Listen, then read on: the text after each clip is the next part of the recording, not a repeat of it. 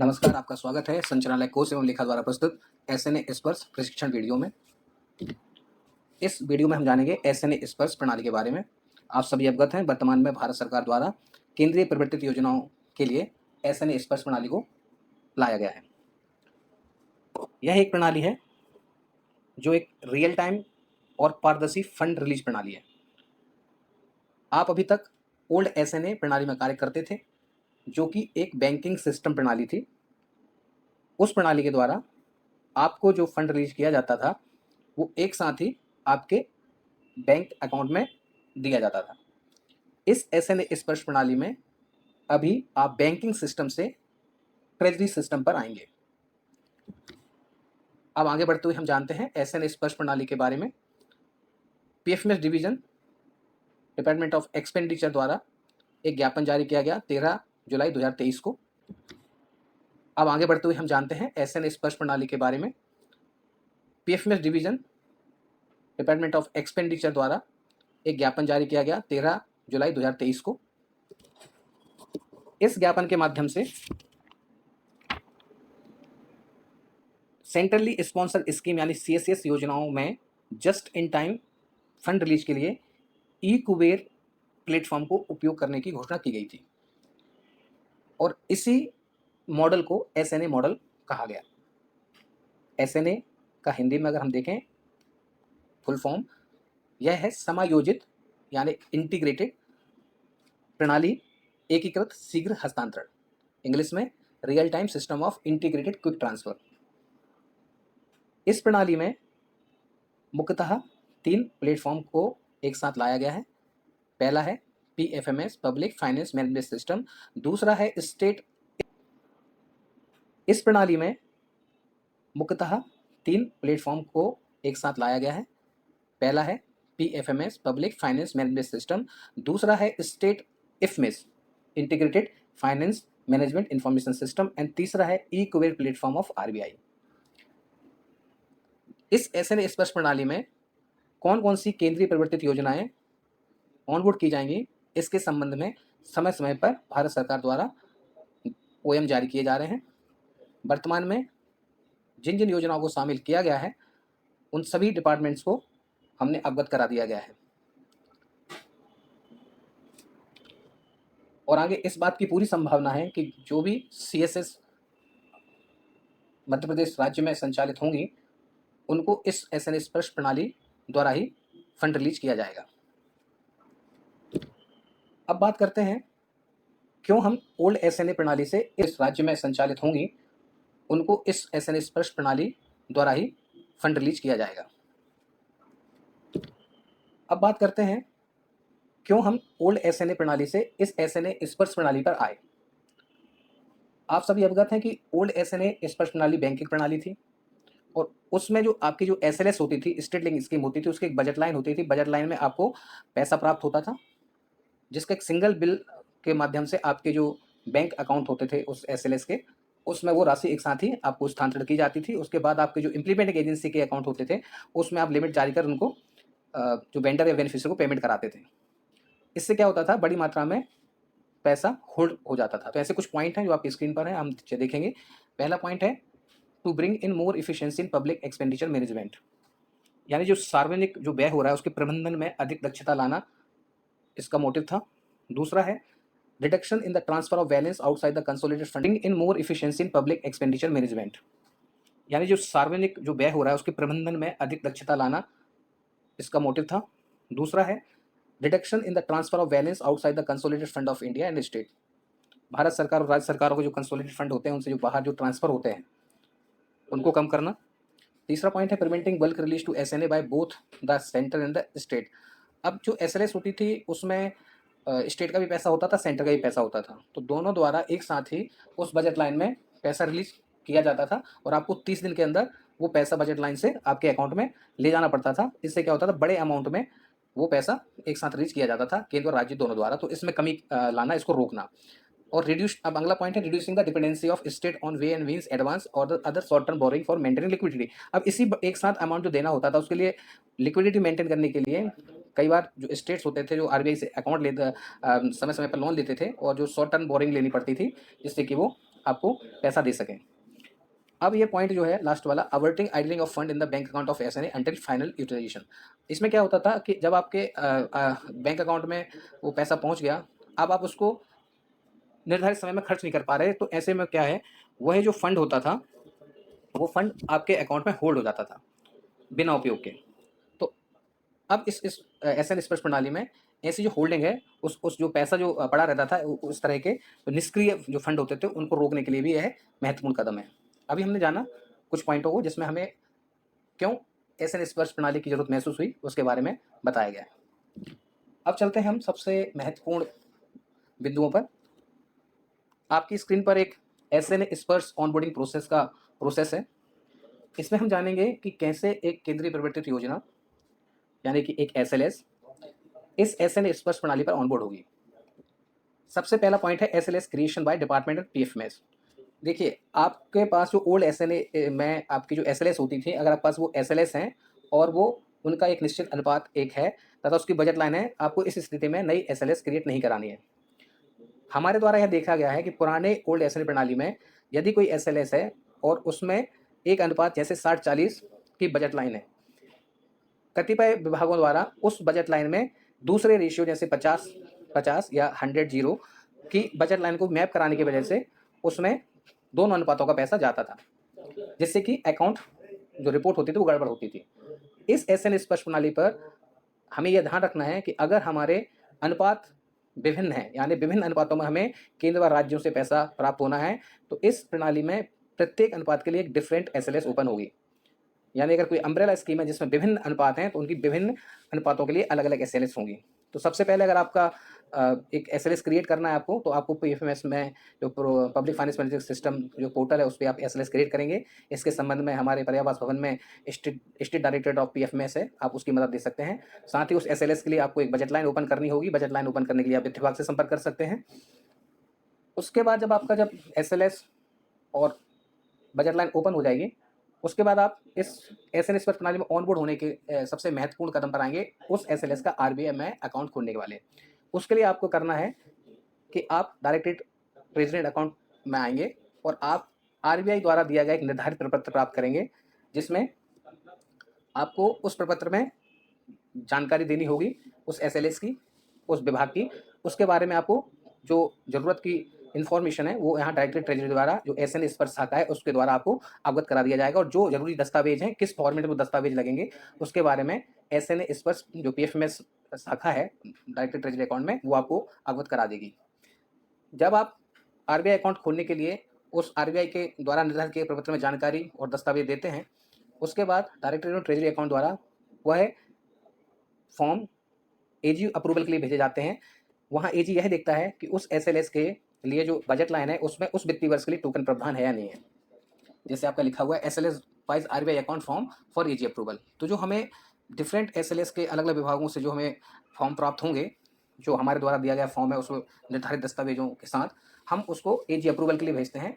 एजी approval देने से पहले चेक करता है कि उसमें बजट लाइन में टोकन प्रावधान है या नहीं है। अगर उस बजट लाइन में टोकन प्रावधान नहीं है उस एसएलएस की, उसकी परमिशन एजी नहीं देगा। ऐसी स्थिति में उस विभाग को उस बजट लाइन में प्रावधान कराना पड़ेगा। एक बार जब एजी अप्रूवल हो जाता है, तो उसके बाद हम यहाँ कमिश्नर ट्रेजरी एंड अकाउंट के अनुमोदन प्राप्त करने के पश्चात उसे भेजा जाता है आरबीआई।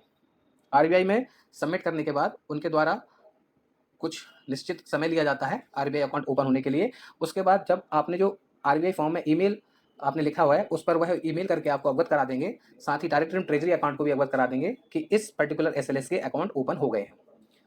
अब आते हैं हम सबसे महत्वपूर्ण पॉइंट पर, स्कीम कॉन्फ़िगरेशन बाय डिपार्टमेंट। जैसे ही उस एसएलएस का अकाउंट ओपन हो गया है और आपको मेल प्राप्त हुआ है, आपको अपनी एसएसएम आईडी में लॉगिन कर उस एसएलएस का जो आरबीआई अकाउंट खोला गया है उसका तथा उस एसएलएस का अनुपात दोनों का कॉन्फ़िगरेशन करना होगा पीएफएमएस पोर्टल पर, और आपको अवगत कराना होगा अपने प्रोग्राम डिवीजन को कि हमारी इस एसएलएस का यह अकाउंट ओपन हो गया है और इसका अनुपात यह है। इसके लिए आपको करना क्या है, आपकी एसएसएम आईडी में एसएन स्पर्श का एक ऑप्शन होगा, उसमें दो सब मेन्यू होंगे, एक होगा अकाउंट कॉन्फ़िगरेशन का, दूसरा होगा रेशियो कॉन्फ़िगरेशन का। उसमें आप जब आगे जाएंगे तो आपसे वो ईमेल जो आपको प्राप्त होगा उसकी कॉपी तथा जो रेशियो है उसका सबमिशन मांगेगा। अगर आपको आरबीआई द्वारा मेल प्राप्त नहीं होता है और आपको डीटीए द्वारा अवगत कराया गया है कि आपका अकाउंट खुल गया है, ऐसी स्थिति में आप जो डीटीए द्वारा जो आपको मेल के द्वारा जो आरबीआई अकाउंट ओपनिंग की जानकारी मिली है, उसकी कॉपी लेकर उस पीएफएमएस पोर्टल पर आपको सबमिट करनी होगी, जिससे कि आपका प्रोग्राम डिवीजन उस कॉन्फ़िगरेशन को अप्रूव कर सके। एक बार जब आप कॉन्फ़िगरेशन उसमें सबमिट कर देते हैं, तो फिर आप एसएनए जो जो आपकी एसएसएम आईडी है, उसमें स्पर्श वन जो रिपोर्ट है, उसमें आपका स्टेटस दिख जाएगा कि आपका अप्रूव हुआ या नहीं हुआ। अगर पेंडिंग है, तो लंबे समय से पेंडिंग है, तो आपको अपने प्रोग्राम डिवीजन को अवगत कराना होगा कि क्यों पेंडिंग है और इसको अप्रूव करने का निवेदन करना होगा। एक बार जब आप वहाँ से प्रोग्राम डिवीजन द्वारा कॉन्फ़िगरेशन अप्रूव हो जाता है, उसके बाद आपको मदर सैंक्शन की रिक्वेस्ट करनी होगी, जैसे mother sanction request by department. अब आपका प्रोग्राम डिवीजन उस एसएलएस के लिए आपको मदर सैंक्शन प्रोवाइड करेगा। अब देखिए, आपने पीएफएस पोर्टल पे बता दिया कि हमारा आरबीआई अकाउंट इस एसएलएस के लिए खुल गया है और इसका अनुपात 60-40 है फॉर एग्जांपल। अब आपको प्रोग्राम डिवीजन जो आपका 60% बनेगा, वो 60% के रूप में मदर सैंक्शन जारी कर देगा। अब यहाँ पे महत्वपूर्ण बात यह है, आप अभी तक ओल्ड एसएनए प्रणाली पे थे और अब आप उन्हें मदर सैंक्शन आ गई है आपकी एसएनए स्पर्श प्रणाली पर। अब आपको इस मदर सैंक्शन प्रणाली जो एसएनए स्पर्श पर जो मदर सैंक्शन प्राप्त हुई है, उसके विरुद्ध आपने क्लेम जनरेट करना होगा। इस मदर सैंक्शन और क्लेम जनरेट करने के बीच में सबसे महत्वपूर्ण यह है कि आपका जो पुराना ओल्ड एसएनए अकाउंट था, उसमें जो अनस्पेंड राशि थी, वो आपने अब जो भारत सरकार और राज्य सरकार की है, उसको वापस करना होगा। इसके संबंध में भारत सरकार का 16/1/2024 का लेटर है, उसको आप प्राप्त कर सकते हैं, जिसमें भारत कोष के माध्यम से आपको पैसा जमा करना है। केंद्र सरकार का और स्टेट का जो आपको पैसा जमा करना है, वो साइबर ट्रेजरी के माध्यम से करना होगा। और दूसरी महत्वपूर्ण बात यह है, पुराने ओल्ड एसएनए के अंतर्गत जो आपका होल्डिंग अकाउंट होता था, उसमें जो भी डिडक्शन का पैसा है, उसको आपने क्लियर करना होगा और इंटरेस्ट जो आपको मिला है, उसको भी जमा करना होगा।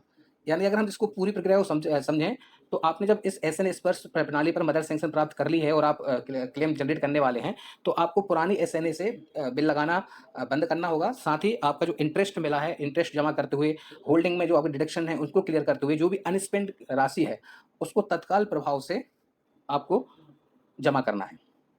अब मदर सैंक्शन जो आपको प्राप्त हुई है, फॉर एग्जांपल आपको 60 रुपये मदर सैंक्शन प्राप्त हुई है, उसकी आपको एक फिजिकल कॉपी आपको प्राप्त होगी। वो फिजिकल प्राप्त कॉपी लेके आप डायरेक्ट ट्रेजरी अकाउंट आएंगे और जब वो फिजिकल कॉपी हमें प्राप्त होगी, तो हम अपने सिस्टम के द्वारा पीएफएस पोर्टल से मदर सैंक्शन फेच करेंगे एपीआई के माध्यम से, तथा चेक करेंगे कि जो आपको फिजिकल कॉपी में जो डाटा दिया गया है, जो राशि दी गई है, जिस कंपोनेंट में दी गई है, जिस हेड में दी गई है, वो हमें जो फैच हुई राशि, वो दोनों मैच कर रही है नहीं कर रही है।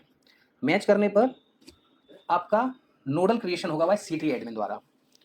सीटी एडमिन का लॉगिन है यहाँ पर, उसके द्वारा आपका नोडल बनाया जाएगा। अब नोडल बनाए जाने के लिए जब आप हमें मदर सैंक्शन की जो फिजिकल कॉपी आप हमारे पास लाएंगे, तब हम आपको नोडल क्रिएशन एक प्रारूप है हमारे पास, वो देंगे, तथा एक बजट लाइन जो आपकी है, उसका एक प्रारूप है, वह देंगे। उसमें आप हमें जानकारी भरकर देंगे, तब हम यहाँ सीटी एडमिन द्वारा आपके नोडल क्रिएशन की कार्रवाई करेंगे। उस दौरान हम आपके जो हेड हैं, जो कंपोनेंट हैं और जो नोडल हैं, उनकी जानकारी इस आईफमाइस पोर्टल पर डालेंगे। यहाँ महत्वपूर्ण बात यह है कि नोडल बनाते समय जो 701, 700, 703 केंद्र सरकार का है और 704, 705, 706 जो राज्य सरकार के हेड है, इनको अभी मर्ज कर दिया गया है। यानी अब आपको 60 रुपये जैसे कि 701 में मिला, तो 704 में जो 40% है, वह मिलाकर नोडल को 100 रुपये दिखेगा पोर्टल पर। एक बार जब सीटी एडमिन द्वारा नोडल क्रिएट कर दिया जाता है, तो उसके जो नोडल में जो अधिकारी का नाम आपने दिया है, उसके एम्प्लॉय कोड में जब वो एम्प्लॉय कोड द्वारा वो लॉगिन करेगा, तो वहाँ आरएनडी के अंदर रिसिप्ट एंड डिसबर्समेंट के अंदर उसको एसएनए टैब दिखेगी और उसमें उसके द्वारा किए जाने वाले सभी कार्य दिखेंगे।